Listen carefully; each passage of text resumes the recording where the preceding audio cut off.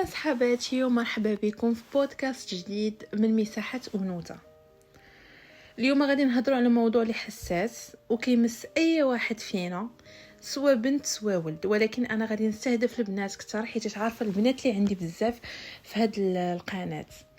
انا اليوم كنجي كنهضر معاك كاني صاحبتك بحال جالسه معاك في الدار، وانا دابا ما جيت كنهضر وحتى حاطه القهوه ديالي حدايا، حاطه لاجندا وحاطه السيلو ديالي حدايا. هذا الموضوع هذا هو كيفاش نتصالحوا مع الاجسام ديالنا وكيفاش نبدلوها بواحد الطريقه اللي صحيه وبحب ماشي بالكره. خليوني نشارك معكم واحد الصوره اللي نقدر عشناها كاملين حتى انا منكم. كتفيقي الصباح كتشوفي في المرايه وفي بلاصه ما تقولي صباح الخير لراسك كتبداي تسمعي راسك كيقول ناري على كرش، ناري على وجهه ولا عامر بالحبوب، علاش ما عنديش الجسم ديالي فحال فلانه. هاد اللحظه هذه صغيره واخا انت كتبان لك صغيره، راه هي اللي كتقدر تحدد لك نهارك كيفاش غادي يدوز. واش غادي يدوز وانتي باغا راسك، واش غادي يدوز وانتي كارهه راسك وكارهه الناس اللي دايرين بك. تصالحي مع الجسد ديالك. تصالحي مع الجسد ديالك ما كيعنيش انك تستسلمي ولا تقولي ايوا صافي انا هكا ما عندي ما ندير. لا لا لا، التصالح كيعني نتقبل راسي كيف ما انا اليوم، نتقبل راسي كيف ما انا البارح، نتقبل راسي كيف ما انا غدا. نبغي الجسم ديالي اللي كيعطيني القدره انني نتمشى، نضحك، نتنفس، ننعس، نفيق، نخرج، نضحي، نحب. على طريق هذا الحب هذا تقدري تطوري راسك، تقدري تشوفي راسك في واحد المناصب اللي عاليه، حيتاش الجسم ديالك وراه ماشي عدو ديالك. الجسم ديالك خاصك تعتبريه انه صديق لك، ولكن مع الاسف حنا اللي كنكونوا قاسيين عليه وكذا صراحه كنتعداو على راسنا براسنا، حتى شي واحد ما كيتعدى علينا. حنا كنبغيو نتغيروا، ولكن قبل من داك التغيير شنو خاص يكون؟ الا ما كانش تصالح عمر غادي يكون داك التغيير عمره ما غادي يكمل. غير فكري معايا شنو اللي خلاك ولا كيخليك تفكري انك تبدلي ديك الحاجه. يا اما حيتاش كتبغي ديك الحاجه وبغيتي تطوري منها، يا اما كتكرهي ديك الحاجه وكتبغي تبدليها في خطره. الا بدلتي الجسم ديالك وانتي كتكرهيه غادي تدخلي في واحد الدوامه. كوني اكيده كاينين اللي يجربوا هاد القضيه وطاحوا في هاد الدوامه. الا بغيتي تبدلي الجسم ديالك بالكره شنو غادي يطرا؟ غديري واحد الريجيم اللي قاسي، غتولي ديري سبور بشكل قاسي، مناش غتبداي تعاني من الحرمان، غتعياي، غتستسلمي وغترجعي لنقطه الصفر اللي هي الكره.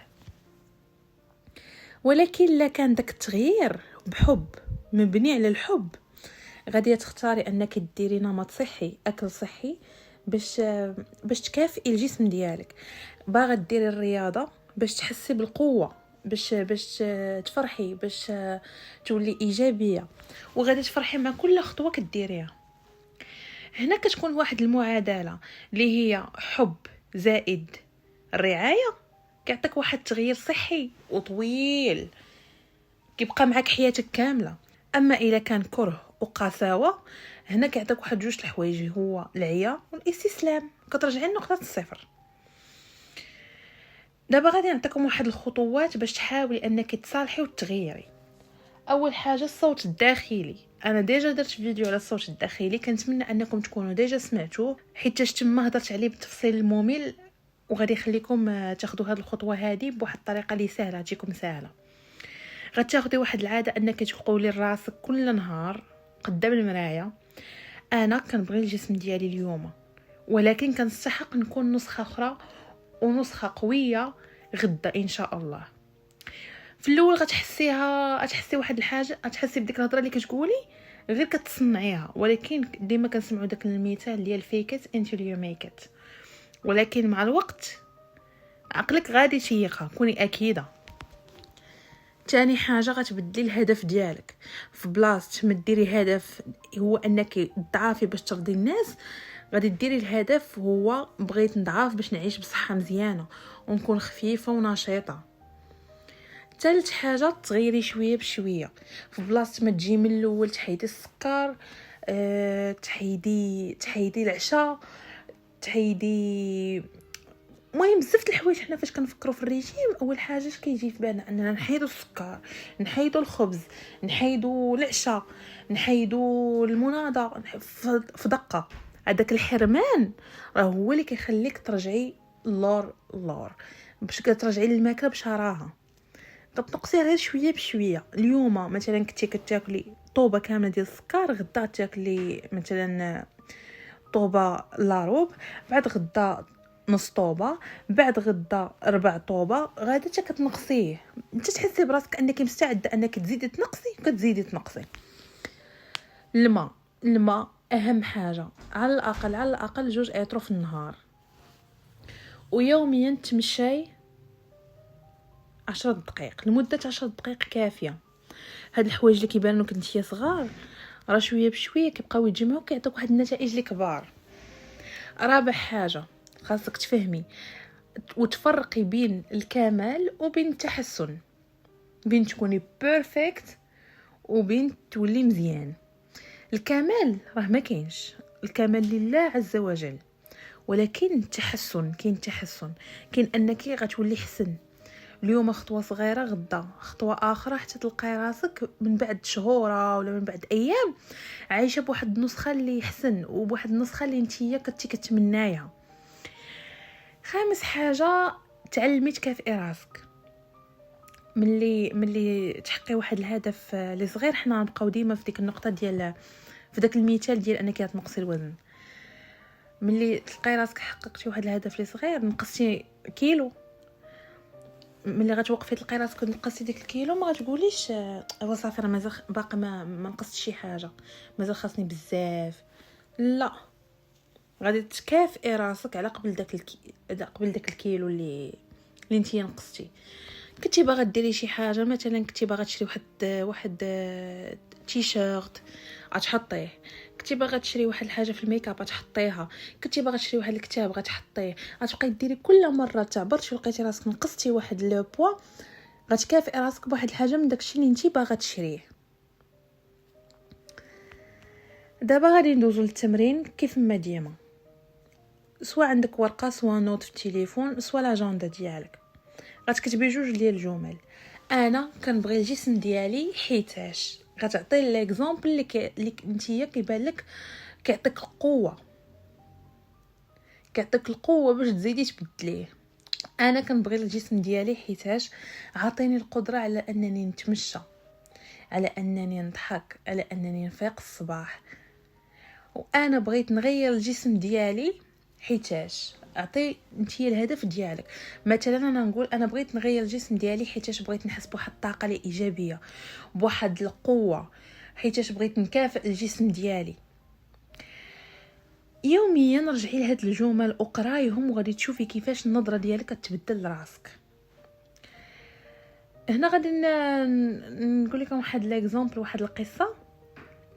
كنعرف واحد البنت تقدر تكون نتيا الى عاودت لك تقدري تكوني حتى نتيا اللي كنتي في هاد اللحظه. عاشت سنين وهي كتحس بالنقص بسبب الوزن ديالها. كل محاوله كتبغي تبدل كانت وهي كارهه راسها. هاد البنت هي انا. في كل محاوله كنبغي نديرها باش نقص الوزن كنكون قبل منها كارهه راسي، وصلت لواحد الكره اللي ما يمكنش. كنت من ديما فاش كنكره راسي كنقول صافي انا غدا نبدا الريجيم، صافي غنحيد السكر، نحيد الخبز، نحيد العشاء، غدا كنولي دخلت في ديك الدوامه اللي كنت هضرت لكم عليها قبل، اللي هي واحد الريجيم اللي قاسي. كنولي ندير سبور حتى الريق ديالي كينشف، ما كنعطيش لراسي واحد الراحه نهائيا. يوميا تخيلي معايا الرياضه يوميا، راه ما يمكنش، راه على الاقل الجسم ديالك خاصو نهار لا باش يرتاح. هادشي كامل شنو كان كيديني لواحد العيا، كنستسلم، كنرجع لنقطه الصفر، كنلقى راسي زدت ما نقصتش الكيلوات نهائيا. حتى واحد النهار قلت واش انا نقدر نبغي راسي كيف ما انا؟ جاوبت راسي من بعد مده اللي طويله بزاف، قلت ممكن نتقبل راسي كيف ما انا، وممكن نبغي راسي. ملي وليت في الاول كنت غير كنصطنعها وحق الله العظيم، الا من بعد وليت كنسيقها واخا انا غليظه ولا عجبني راسي، وليت كنبغي راسي. تخيلوا معايا بقوه ما وليت كنبغي راسي، وليت كنقول لا انا كنبغي راسي ولكن خاصني نبدل من الجسم ديالي باش نشوف راسي احسن واحسن. وفعلا من نهار بدلت راسي وانا باغا راسي وصلت لداك الشيء اللي بغيت، والحمد لله باقا غاده عليه. من داك النهار وليت كنتمشى نص ساعه في النهار، وليت كنعرف الوصفات الصحيه. نقدر نقول لكم ما كنحرمش راسي نهائيا. لا كنت كناكل كل شيء، خبز لي بات، كنت كنتعشى، انا كنت محيده غير المناضح حيت كان عندي مشكل معاها، والسكر بدلته بسكر ستيفيا. من بعد شهور، نقول لكم شي 4 شهور 6 شهور، لقيت راسي طيحت 40 كيلو. 40 كيلو ما غيجمعها غير الفم. وماشي غير نقصت الوزن، ولكن في نفس الوقت كسبت واحد ثقه جديده في راسي، ولا عجبني راسي، شعري تقاد، وجهي تقاد، كل تقاديت. واخر حاجه نقول لكم اصحاباتي، هو الجسم ديالكم راه هو ماشي واحد الحاجه اللي خايبه وخاصها تصلح حيتاش خايبه. الجسم ديالكم هو واحد الحاجه اللي مقدسه، خاصكم تحترموه، ترعاوه وتطوروه.